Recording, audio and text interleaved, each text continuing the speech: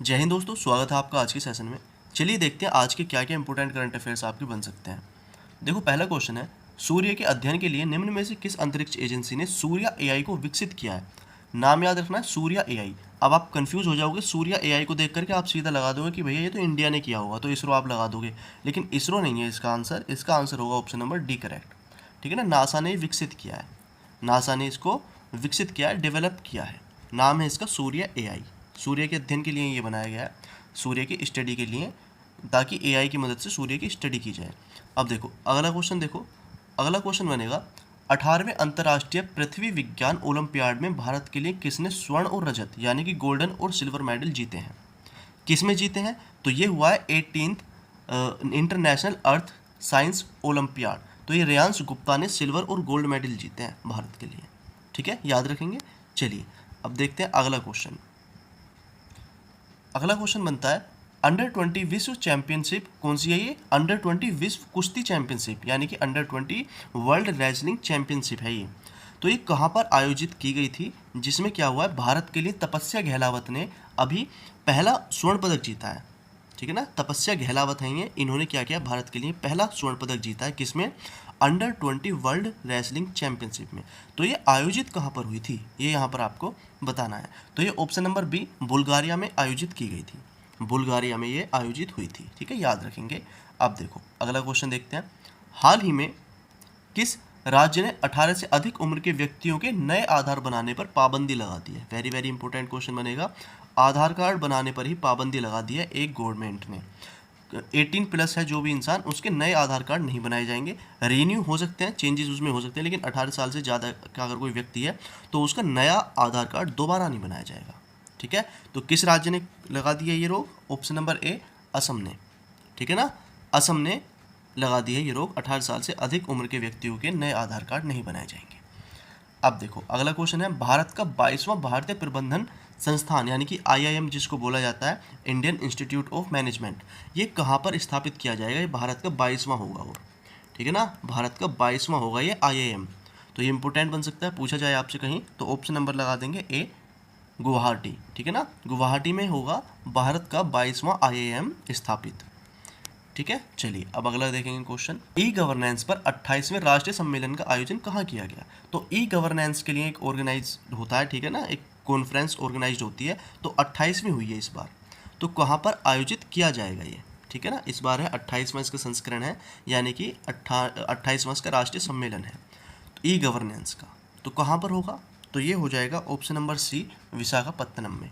विशाखापत्तनम में 28वां होगा ये राष्ट्रीय सम्मेलन, किस पर, ई गवर्नेंस पर। ठीक है, चलो अब देखेंगे अगला क्वेश्चन, बनारस हिंदू विश्वविद्यालय यानी कि जो BHU है, बनारस हिंदू विश्वविद्यालय के शोध के अनुसार अनुवांशिक कारकों के कारण किस जनजाति में TB की उच्च दर है।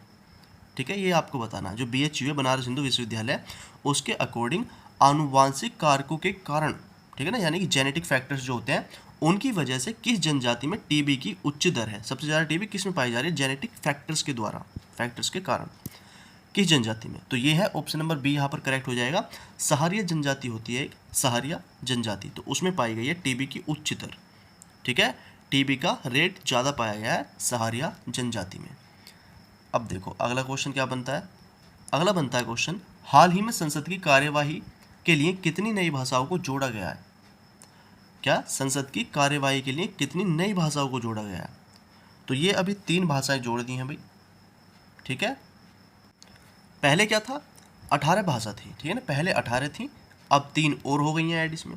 तो 3 जो ऐड हुई हैं, तो उनके अगर आपसे कभी नाम पूछ लिए जाएँ तो आपको याद रखने हैं नाम भी, कौन कौन से, कश्मीरी, कोंकणी और संथाली। ठीक है ना, कश्मीरी, कोंकणी और संथाली 3 भाषाएं और जोड़ दी गई हैं संसद की कार्यवाही के लिए। पहले 18 थी, 3 और आ चुकी हैं।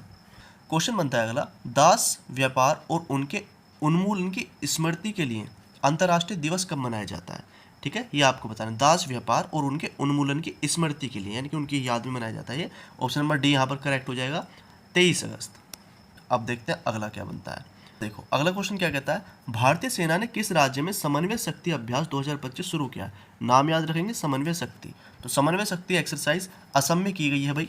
ठीक है ना, असम में की गई है अभी शुरू। नाम याद रखना, समन्वय शक्ति एक्सरसाइज है 2025 की इंपॉर्टेंट बनेगी, जो कि असम में की गई है भाई, ठीक है। चलिए याद रखेंगे क्योंकि मिलिट्री एक्सरसाइज इंपॉर्टेंट हो जाती है। और एक मिलिट्री एक्सरसाइज ये भी बनती है आपकी सस्टेनेबल पावर 1404। तो सस्टेनेबल पावर एक ये भी एक्सरसाइज है, ये मिसाइल की एक्सरसाइज है, ठीक है ना, मिसाइल का अभ्यास है। तो ये किस देश ने शुरू किया है, तो ये ईरान ने शुरू किया है। ऑप्शन नंबर सी यहाँ पर करेक्ट हो जाएगा, ईरान ने शुरू किया है मिसाइल का अभ्यास, ठीक है ना। नाम क्या है इसका, सस्टेनेबल पावर 1404 इसका नाम है, 1404। अब देखो अगला क्वेश्चन क्या कहता है, महात्मा गांधी का राजनीतिक गुरु क्या कौन था। तो ये आपके लिए होमवर्क बन जाता है, क्वेश्चन ऑफ द डे बन जाता है। महात्मा गांधी का राजनीतिक गुरु कौन थे, राजनीतिक गुरु महात्मा गांधी के, अरविंद घोष, गोपाल कृष्ण गोखले, बाल गंगाधर तिलक या लाला लाजपत राय। जो भी आंसर करेक्ट है आप लोग कमेंट बॉक्स में इसका आंसर देंगे, ठीक है भाई। और देखो ये पीडीएफ आपको टेलीग्राम पर मैं प्रोवाइड करा दूंगा, वहाँ जुड़ जाना, नहीं जुड़े हो तो डिस्क्रिप्शन में आपको लिंक मिल जाएगी। इंस्टा पर फॉलो नहीं किया तो जरूर कर लेना, और यहाँ पर चैनल को सब्सक्राइब जरूर कर लेना डेली करंट अफेयर्स के लिए। डेली पीडीएफ भी आपको मिलती है, डेली करंट अफेयर्स की वीडियो भी आपको मिलती है। तो सारी चीज़ें करंट अफेयर्स तो आपके यहाँ पर कवर हो जाते हैं। तो शेयर कर देना क्लास को, ताकि और लोग भी जुड़ जाए करंट अफेयर्स की सीरीज से। चलिए तो मिलते हैं दोस्तों फिर अगले करंट अफेयर्स में। Thank you, bye.